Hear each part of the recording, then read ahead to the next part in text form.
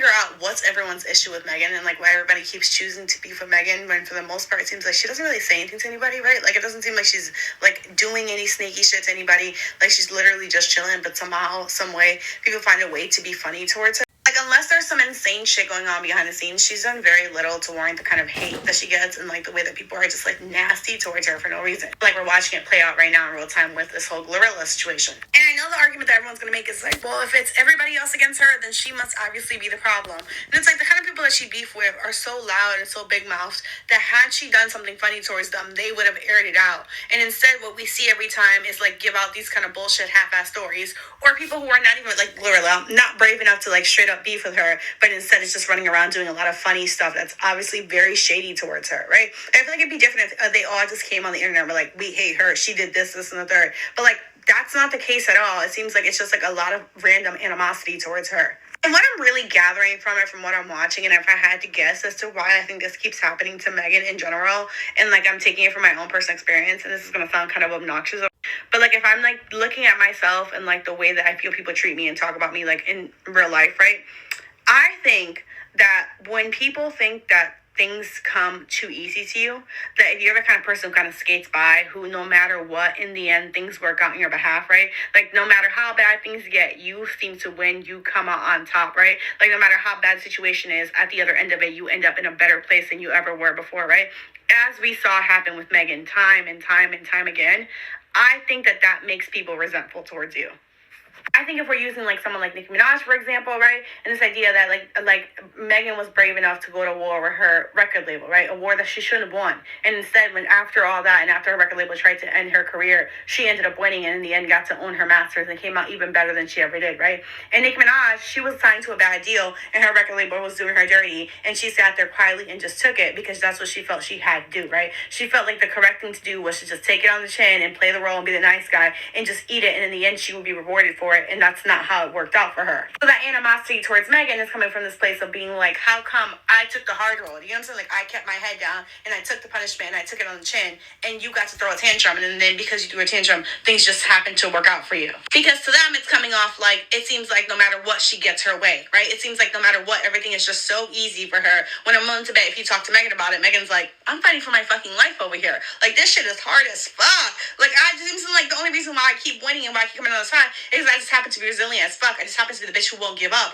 But, like, none of this has been easy. So I feel like all this animosity that they have towards Megan is really, like, about them feeling like everything just goes too easy to Megan, right? Even using, for example, like, their bodies, right? And, like, the fact that almost every single girl in this industry, specifically, like, in the rap genre, right, spent millions of dollars to get their bodies done, right? To have a body that came to Megan very naturally. Like, that's just, like, another example. It's this thing of, like, everything coming to Megan kind of what for them appears to be very easily. And they're like, and that kind of makes them like, why? Why is it to you? Why is it all so easy for you?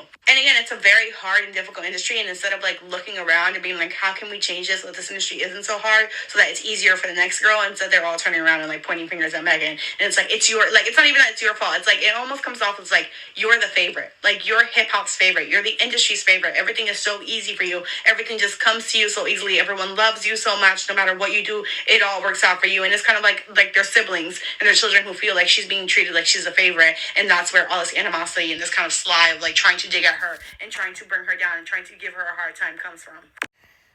It's like, for me, I think it's people just trying to humble her, really.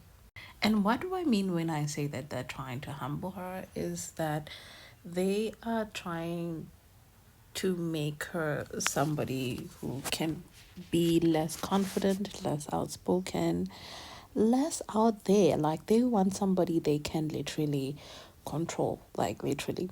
Like, I feel like people should learn with their bosses, but it's like they don't even learn at times. Like, how are we here? It's like, even with you, take yourself as a person who's doing influencer work. Like, you have to mold yourself in a certain way that people like you. Your opinions, your thoughts, how you present yourself to them, they want you to act how they want you to act. And if you don't say what they want you to say, if you don't act like that anymore, then you're gonna have a problem. Right now, especially on social media, there's a wave of women, quote unquote womanhood, And you pick it up, and you sort of like, to get what you have, to get what you want to have, you have to applaud to this womanhood, right? And I'm not about that life. I can do it for a certain time, but immediately I'm gonna feel caged, and I'm gonna do something that sabotages this whole thing, because I'm like, I don't like being caged. I don't like sounding like a robot, especially on certain things I don't believe in anymore.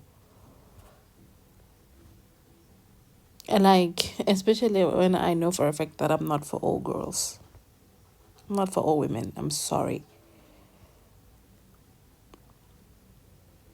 But this is not about me, it's about Megan. They're proud people, confident people who stand by their own thought patterns. They don't really want to depend on anybody.